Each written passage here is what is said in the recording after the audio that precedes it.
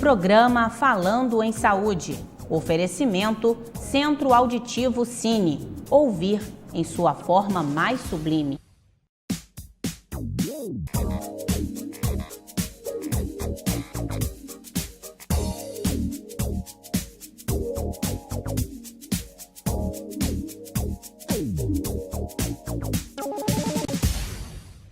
Olá, o programa Falando em Saúde de hoje vai abordar o envelhecimento.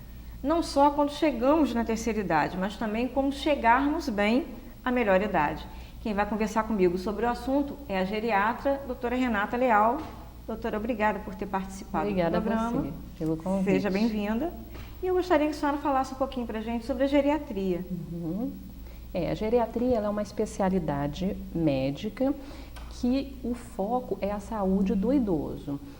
Não só o tratamento, mas a promoção da saúde e a recuperação, a reabilitação quando os agravos vêm à tona, e aí a geriatria ela lança a mão não só de medicamentos, né, como a medicina, né, a clínica médica normal, mas ela tem uma equipe de apoio que são os gerontólogos, que trabalham junto com a gente, que são os outros especialistas, odontólogos, fisioterapeutas, fonoaudiólogos, que fazem parte dessa equipe multidisciplinar, que fazem toda a diferença numa consulta geriátrica, uma conduta geriátrica, essa equipe de apoio.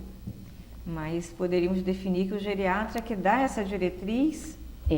O geriatra, ele organiza, ele é tipo maestro. A gente pega o paciente, faz uma avaliação ampla e checa cada dificuldade e vê aonde está precisando melhorar, aonde tem uma dificuldade e também aonde há risco antes dessa dificuldade aparecer.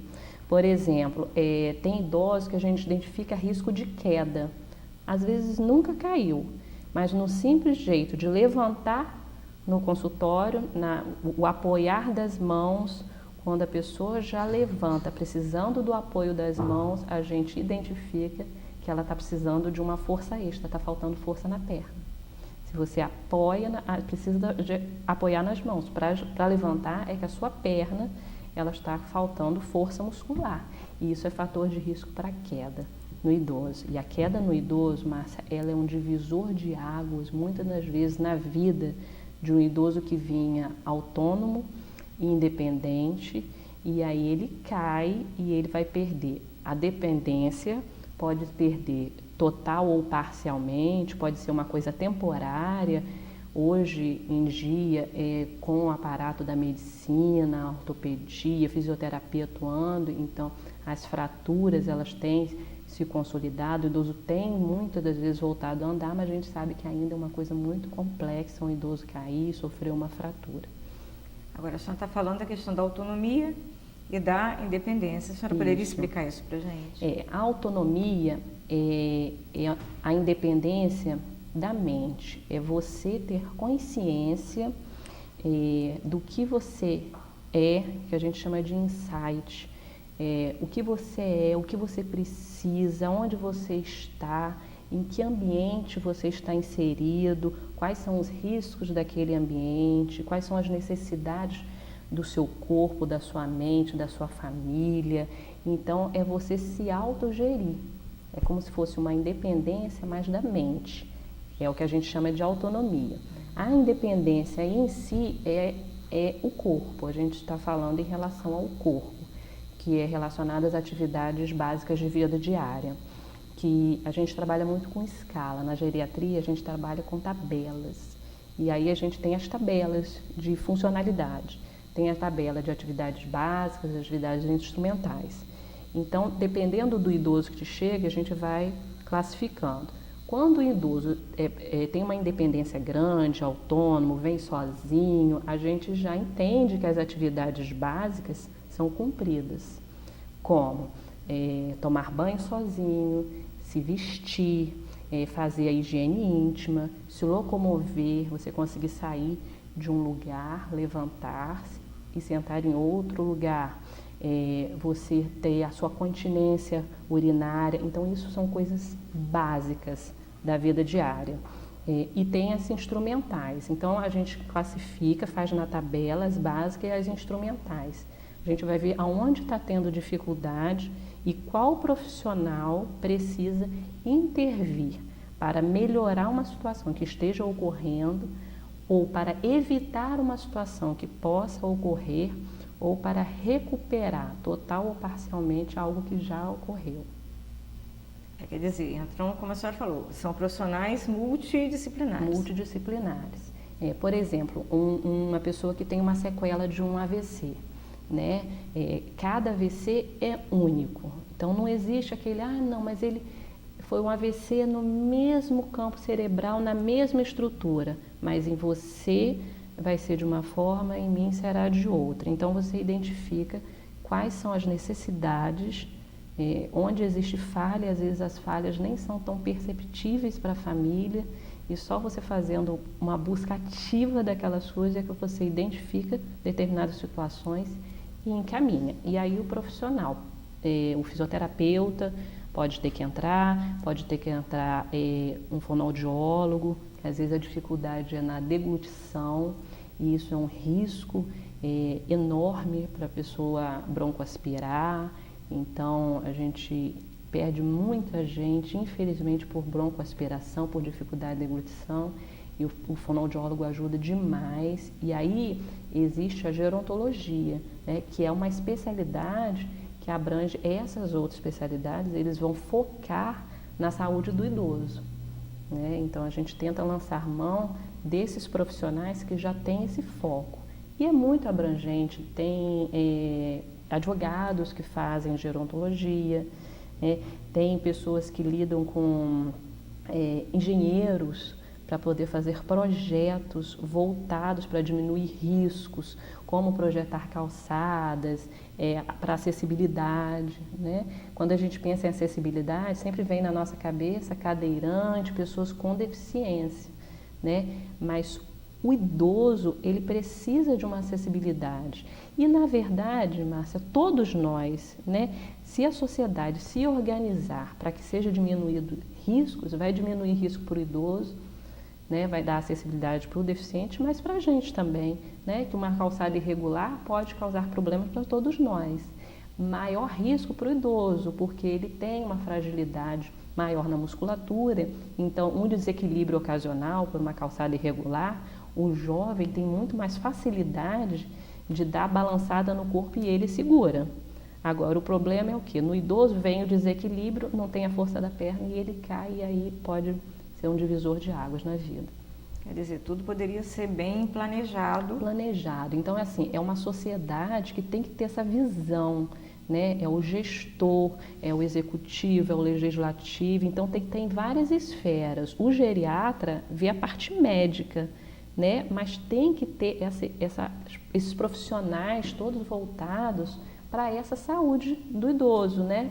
Que hoje pode ser o seu pai, seu avô, amanhã será você, seus filhos. Então, a gente tem que ter essa visão ampla, né? Hoje, a gente tem certeza que a gente está criando crianças, são centenários. A gente fala, essas crianças de hoje, 2, 3 anos, são os futuros centenários, com certeza.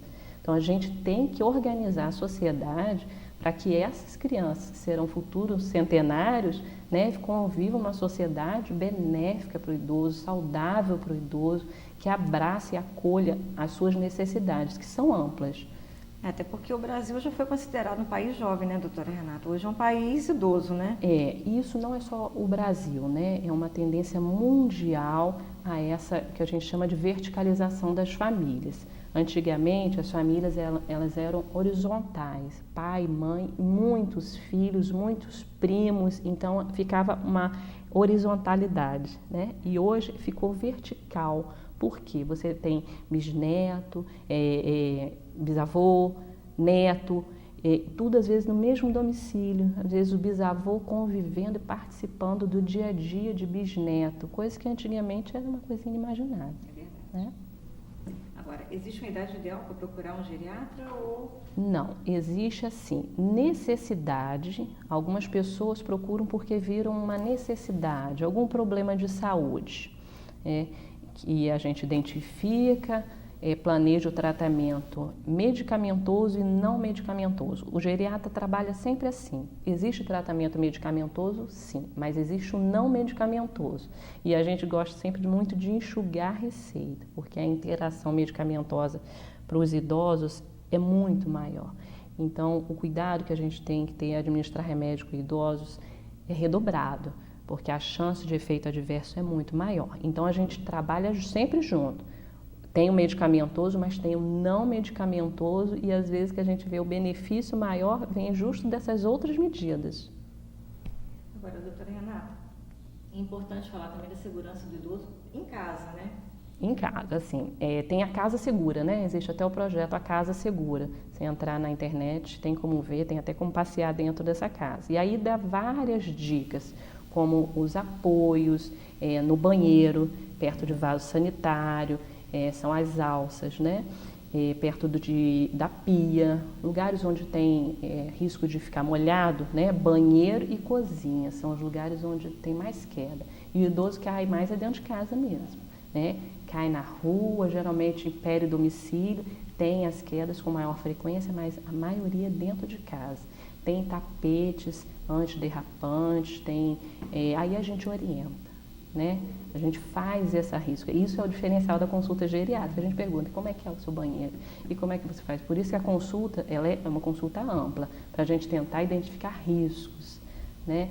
E de calçada, o calçado que está usando, tem calçados mais inadequados, por exemplo, estilo havaianas, essas coisas com calcanhar solto, a gente fala, não pode.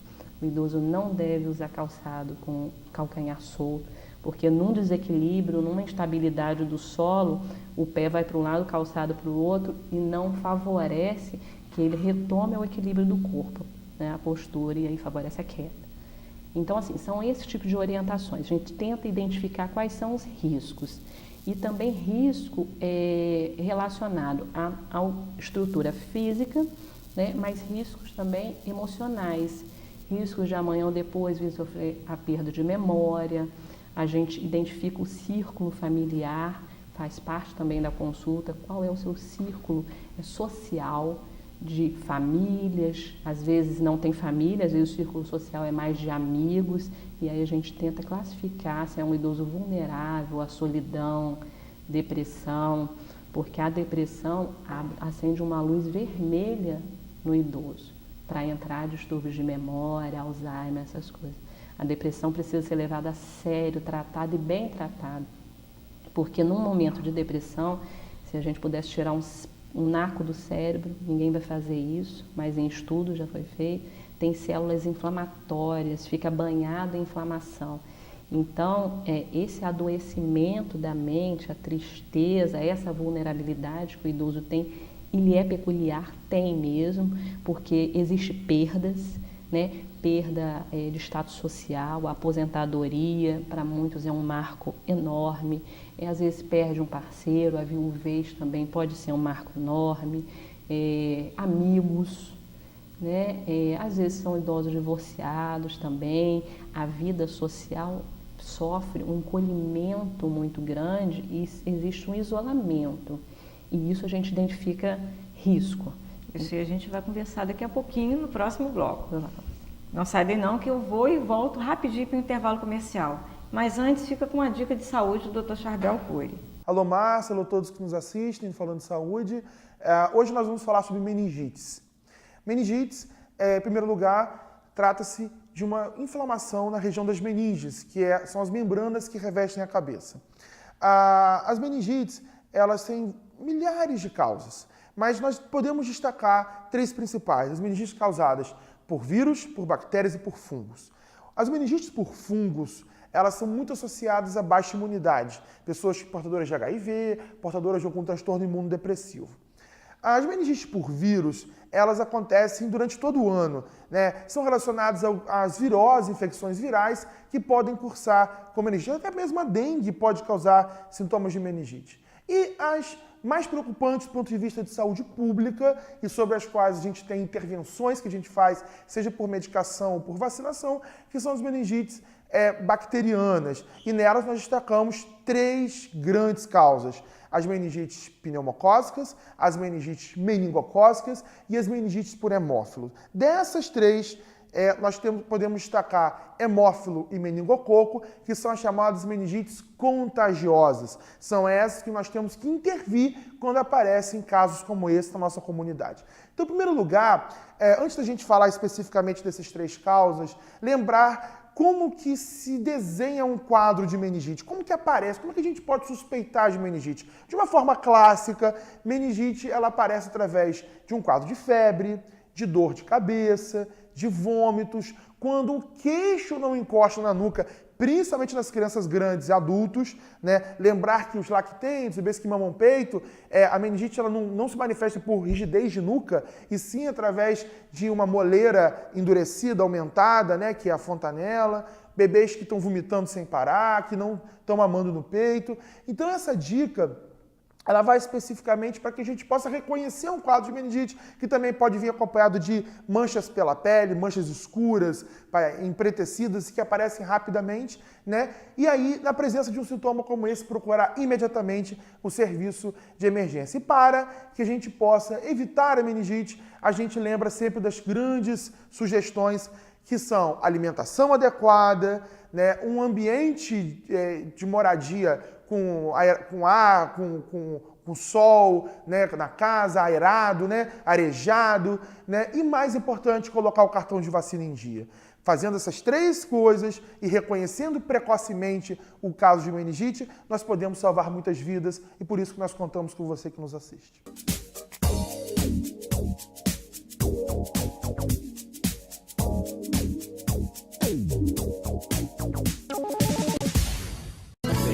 A vida na forma mais sublime, com a clareza dos aparelhos Siemens.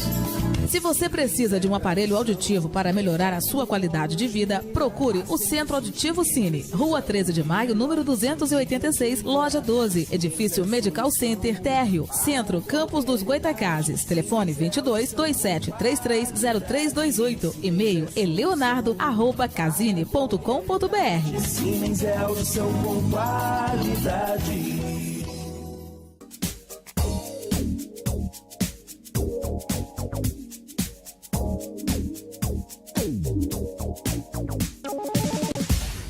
Pois é, eu falei que era rapidinho o intervalo, viu? E eu vou continuar conversando com a doutora Renata Leal, que está falando para a gente cuidados, prevenções, ou seja, tudo relativo a envelhecer de maneira saudável, né, doutora?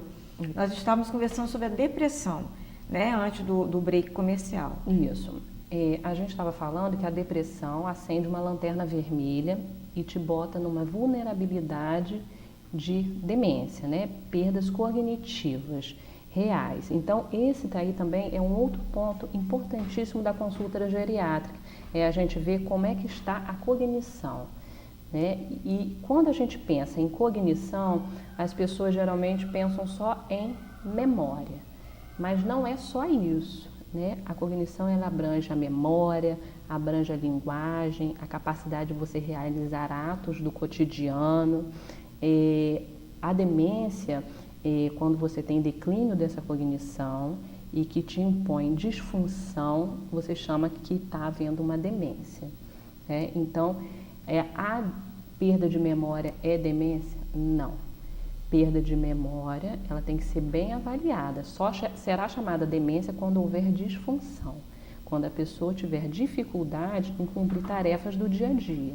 As básicas numa depressão, numa demência mais avançada, mas a gente vê as tarefas instrumentais. E isso é um ponto importantíssimo para uma avaliação de memória, que as pessoas chegam com queixa de memória, mas a tarefa instrumental é importantíssima. A capacidade de...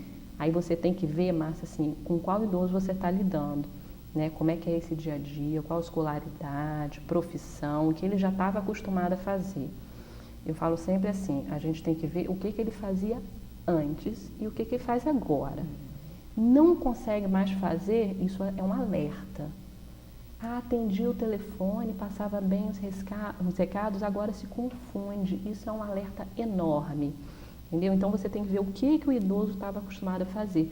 Tem idoso que faz pagamento bancário, usa internet, celular na internet, tem esse idoso. Agora, tem idoso que nunca fez isso.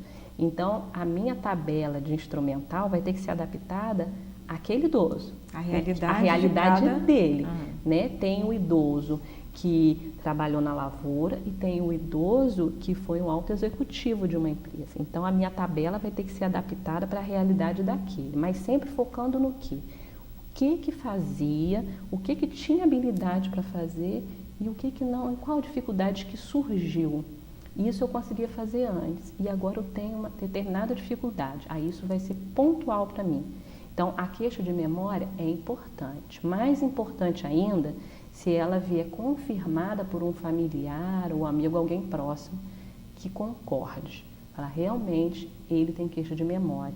Porque a queixa de memória é algo subjetivo e que é minha tarefa como médica geriatra em tornar aquilo palpável, objetivo.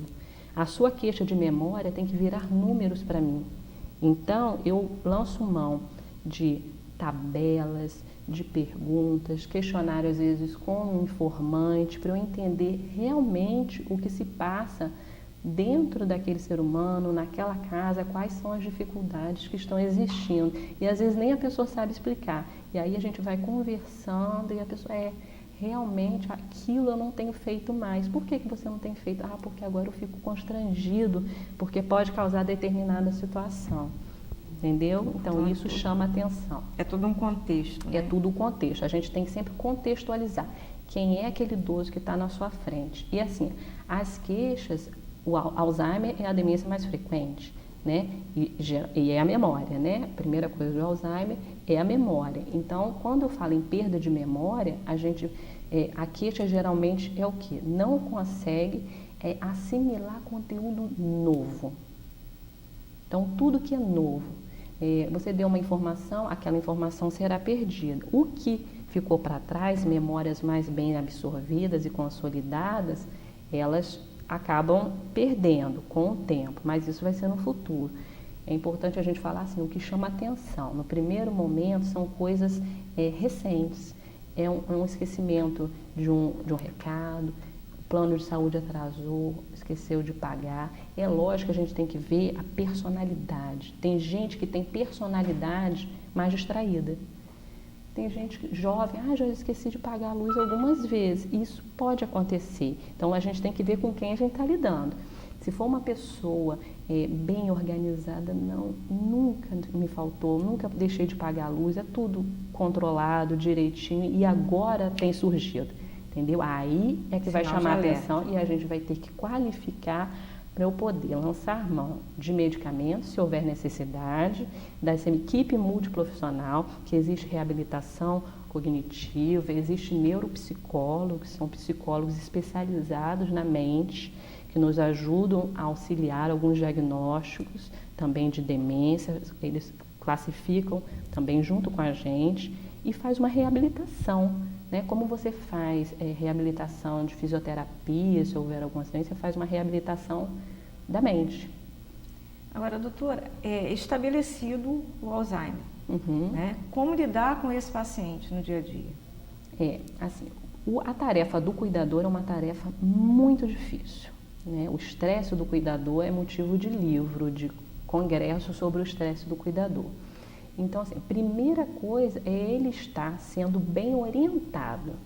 Ele tem que estar com um geriatra que saiba lidar com aquilo. Ele tem que estar com um psicólogo que tenha uma visão do gerontólogo, porque cada especialista, hoje, né, o campo é tão vasto de conhecimento, e às vezes o fonoaudiólogo não tem a visão pro idoso, a visão pro demenciado, pro paciente de Parkinson, às vezes está focado mais em linguagem de criança. Então, tem tudo foco. Você tem que primeiro se cercar de uma equipe que esteja focada naquilo. E quando a gente dá informações, a tranquilidade na casa é muito maior. Não estou lhe dizendo que não vai haver dificuldades, porque isso ocorre. e é um dia depois do outro. Mas você se cercar de uma equipe que entenda daquilo é o apoio. Essas pessoas, o cuidador, ele precisa ter um apoio. E a troca de informações entre eles, às vezes a gente aprende. Nesses grupos de cuidadores, as informações são trocadas e são dicas, às vezes, valiosas. Você consegue medicar muito menos, dar muito menos remédio num idoso com demência, que a família participa de grupos. É incrível. Por exemplo, a hora do banho é uma das horas mais cruéis e terríveis, é a hora do banho. É um dos grandes motivos de institucionalização e para asilo, é o distúrbio de comportamento. E o cuidado, né, do corpo é um grande estresse, de higiene, de fralda, de banho. Então, o banho, por exemplo, existem dicas, né? Por exemplo, o paciente demenciado, você não pode abrir o chuveiro e jogar uma água. Eles têm não é aversão, um medo da água, cria um medo da água e às vezes aquilo ali dá uma confusão, é um estresse tão grande, aí às vezes tem que tomar remédio para sedar por conta de situações pontuais, que às vezes é demenciado, não pode abrir chuveiro, o demenciado tem que ser chuveirinho pelas costas. Ele não pode ver uma água assim, igual lavar o rosto, não pode pegar a água e lavar o rosto. Às vezes cria um pânico, né? Então são dicas, às vezes o momento crucial na hora do banho é porque a pessoa, quando vai perdendo tudo, chega um momento que ele não se reconhece no espelho.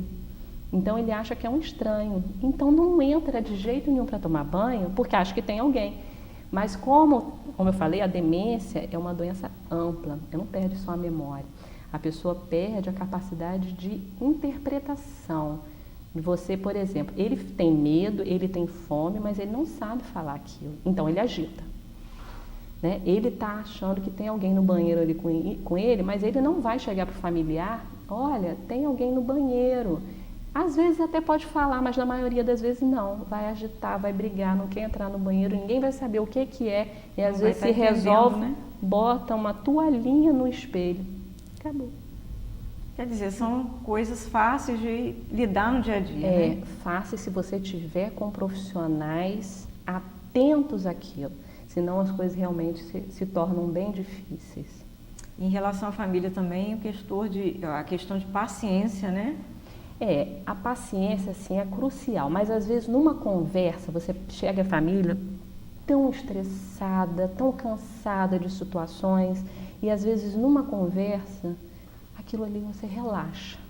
E aí conversa, a gente tem que conversar, tem que ser muito sincero, quais são as expectativas daquele tratamento. Você tem que fazer ele entender, não, o tratamento é curativo, o tratamento vai levar a quê? Então a primeira coisa, não, a gente está nesse ponto, a gente vai tratar isso e espera-se isso. O ganho pode ser esse, pode às vezes não haver ganho nenhum.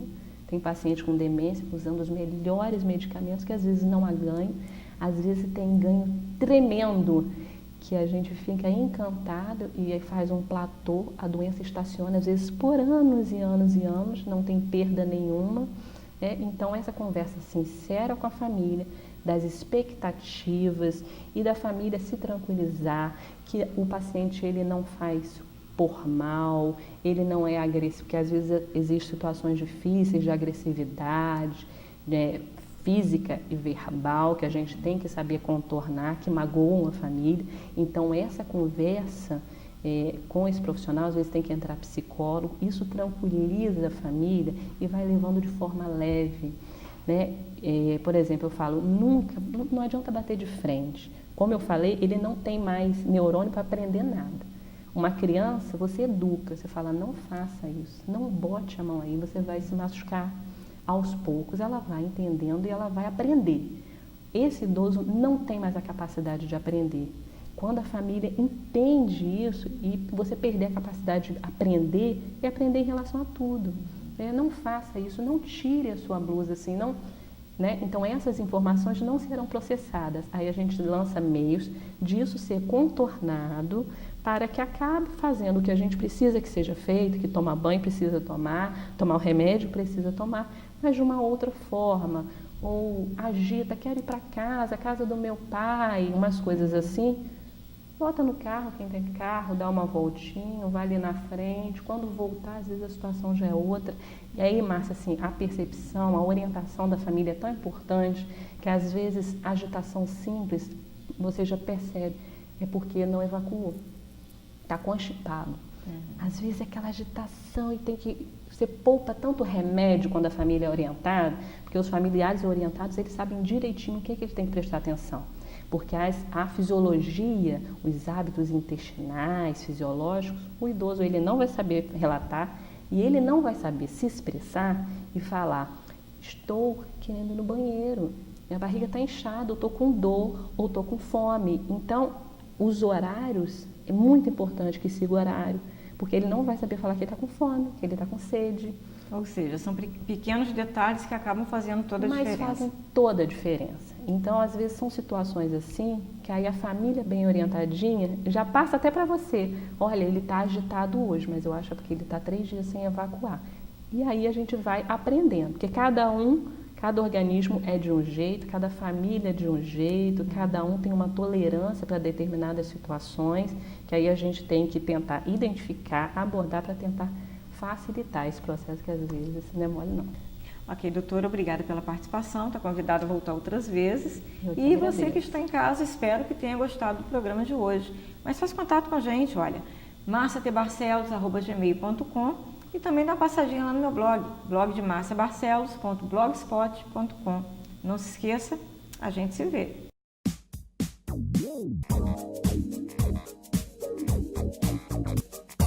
Programa Falando em Saúde. Oferecimento Centro Auditivo Cine. Ouvir em sua forma mais sublime.